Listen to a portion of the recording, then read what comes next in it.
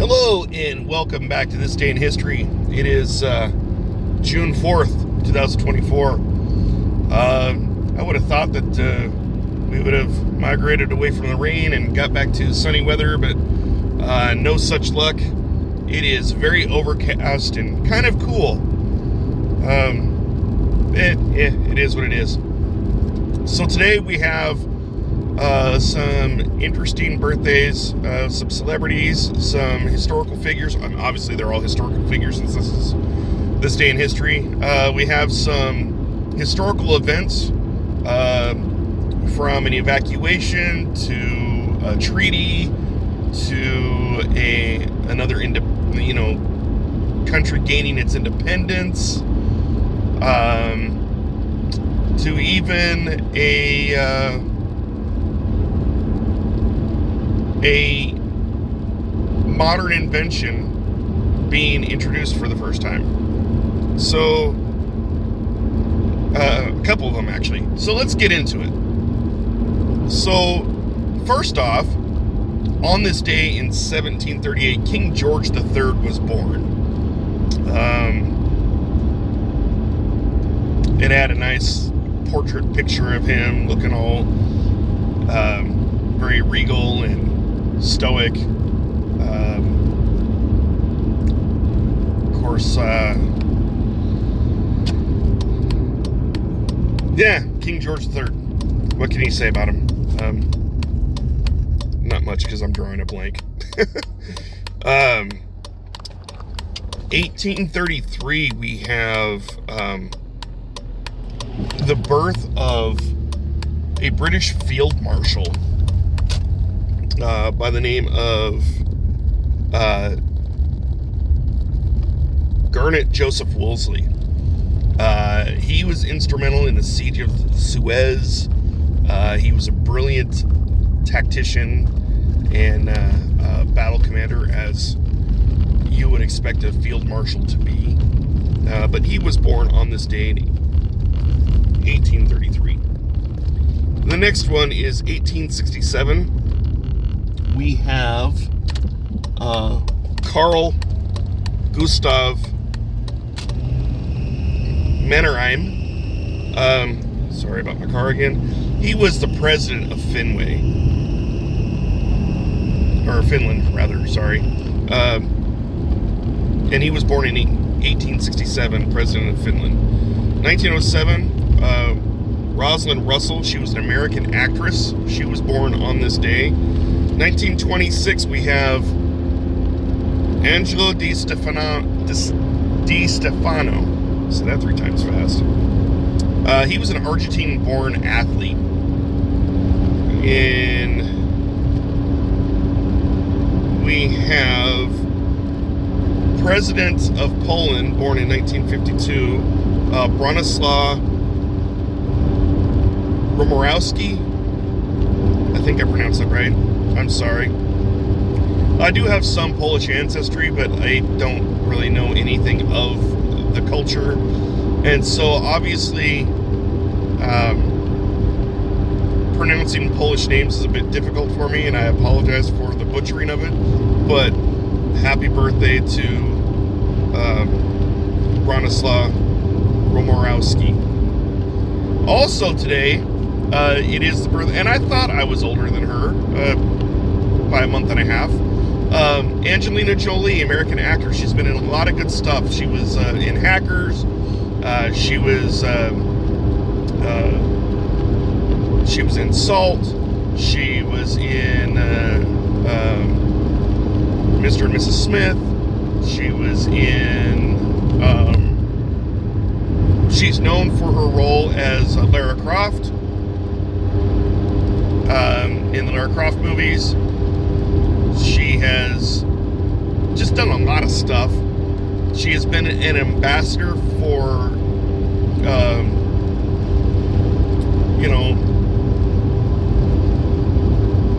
international children, I guess. I mean, she has adopted a lot of kids from various different countries. She truly reflects the rainbow family in the sense that she has adopted children from various different cultures, various different ethnic backgrounds, and so she truly has a kaleidoscope family, as it were. She is the daughter of actor Jon Voight, and she resembles him a lot. But she's a pretty impressive human being. I don't align with her politics so much, but that's okay, because to each their own, and I don't have to if I based my liking of celebrities on politics, then I wouldn't enjoy entertainment hardly, because most entertainers are of the opposite political leanings that I have. So I can set that aside and enjoy the work that they do if the work is good. If it's solid. She's an amazing actress, and she's done some really decent things in her life. So I respect her, and I have she's hot as balls. So happy birthday, Angelina Jolie. So we're getting into this day in history. The year is 1783, and it's the first of the two modern inventions that I'm going to speak of. So French brothers, Jacques Etienne and Joseph Michel Montgolfier, they built the first ever, and it was on this day that they introduced an unmanned hot air balloon. They sent it up. They showed the crowd that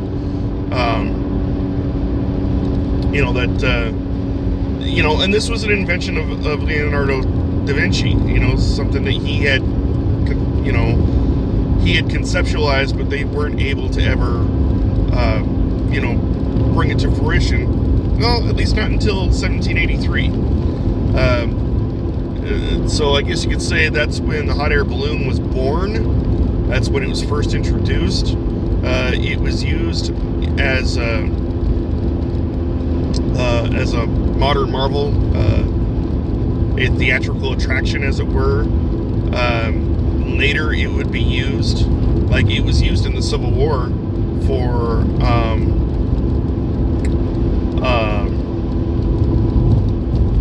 forward observations. Guys would go up on the hot air balloon. They'd go up with their field glasses, their telescoping, whatever, and they would look for the enemy. They would look for the enemy, and then they would basically figure out where the enemy was located, and then they would relay it back down to their counterparts down on the land. The downside to it is that they're up in the air, and they're bringing attention to themselves. So they're utilizing hot air balloons. The enemy can see them. If the enemy can get close enough, the enemy can shoot them down by putting holes in the balloon. So, and that's always the risk, right? That's always the risk of using modern technology in the battlefield, is that if there is a weakness in that tech, the enemy is sure to exploit it. And I'm sure it happened. Probably happened. So that was 1783. In 1796, Napoleon, it was during the Napoleonic Wars, he had commanded the siege of Mantua. I think I'm pronouncing that right. I'm probably butchered that again. The end result of that siege was that it basically it excluded the Austrians from northern Italy. Basically kicked them out. He kicked the Australians out of Italian territory. we fast forward to 1913, and we have an British suffragist, right? And if you don't know what suffragist is, she was a woman suffragist, meaning she was someone who lobbied for women's rights. There was a derby race going on. King George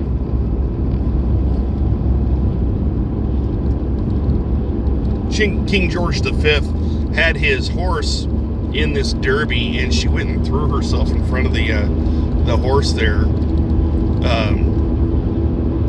Basically, she was protesting women's suffrage, and so she throws herself in front of King George's horse, gets trampled by the horse, and dies 4 days later. And she dies as a martyr for women's suffrage. I myself would probably think of another way other than to unalive myself for the cause, but at any rate, she ended up becoming a martyr for the cause. And interesting enough, 6 years later, on this day,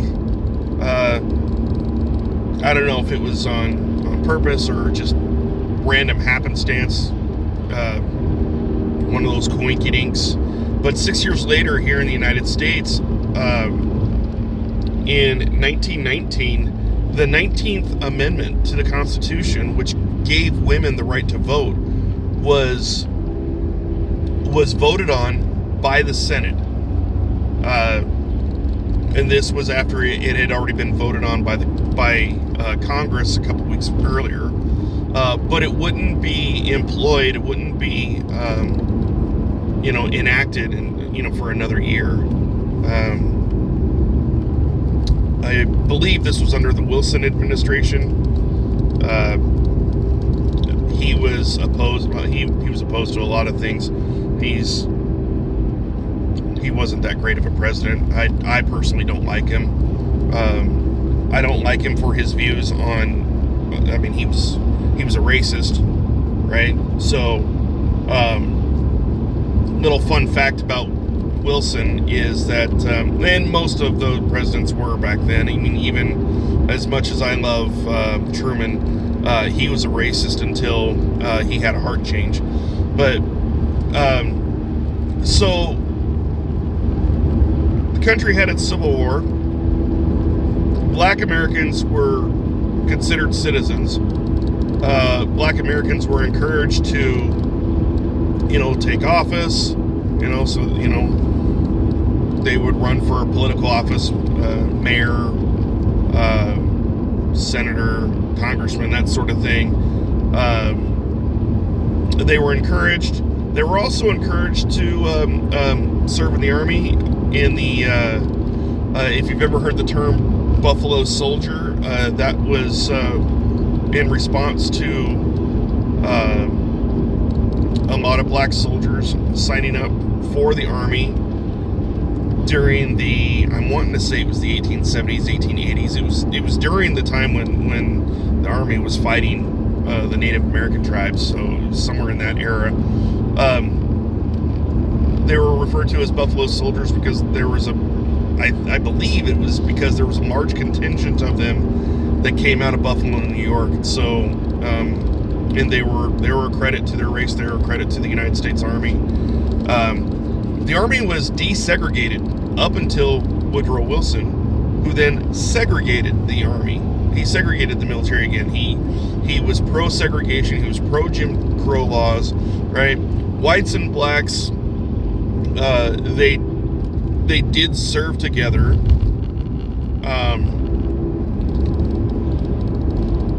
They did serve together until Woodrow Wilson had segregated them again. And it wasn't until Truman that they were desegregated. And the only, like I said, Truman grew up in a time and era where racism was acceptable, and he had I mean, he shared the opinion of his contemporaries that, you know, blacks were inferior, blah, blah, blah, blah. But it wasn't until he came across a side note here. It wasn't until he came across a report that a black soldier had been brutally abused by a fellow white soldier, and the guy was beaten so bad that he lost an eye, and because he was black. Truman was so moved by this that he had a heart change. He actually changed his views, changed his stance on his racism, to the point where he desegregated the military, because the reality is that had the military been desegregated and everyone treated as equal soldiers under the Uniform Code of Military Justice, that crap wouldn't have happened. And so he made good changes.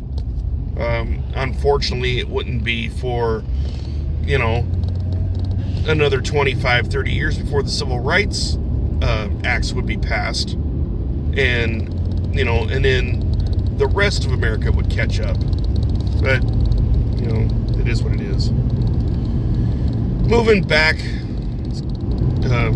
to this day in history. Sorry for the side tangent there. 1920, we have a Treaty of Trianon. And basically what it was is that it was Hungary signed the treaty on one side, the Allies signed the treaty on the other. It essentially ended World War I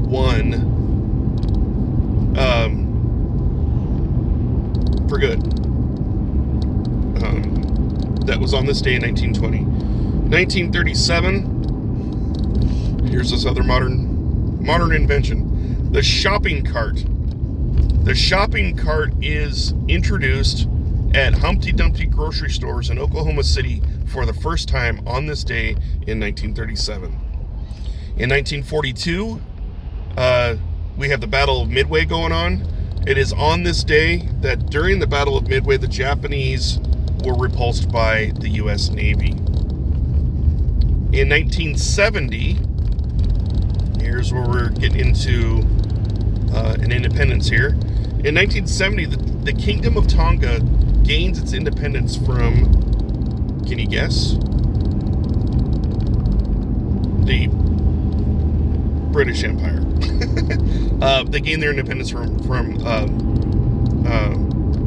British colonization and occupation, what have you. In 1984, Bruce Springsteen would release his album Born in the USA. In 2010, John Wooden, he was an American basketball coach, and he was a basketball coach for UCLA. They won 10 championships, NCAA championships, in 12 seasons. I mean, impressive record. He died on this day in 2010 at the age of 99. And the featured event for today it's during Dunkirk. It's 1940. It's the evacuation of all the Allied troops that got stuck there in Dunkirk. The evacuation operation concluded on this day in 1940, saving some 300,000+ troops, which is important. I'm going to sneeze. Excuse me. Excuse me again.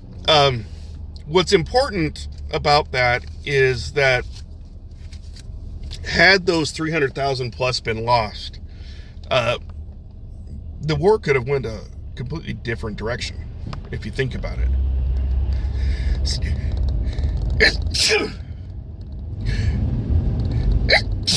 Excuse me. I usually sneeze in threes. It could have gone a completely different route. Think about it. What do you need to fight a war? Well, you need manpower, you need weapons, you need material, you need, the whole Marianne, right? 300,000 troops, that is a lot of manpower.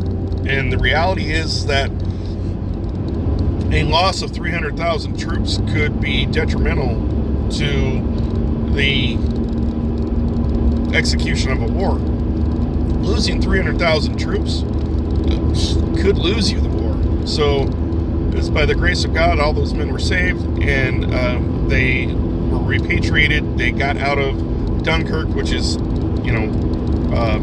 the Netherlands, Holland area. The Germans put up a really good fight and actually repelled the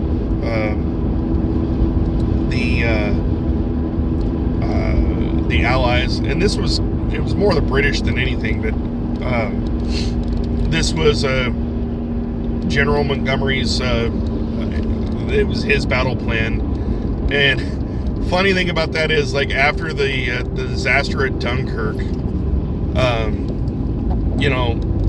he really was never allowed to push forth battle plans ever again, because it was such a huge disaster.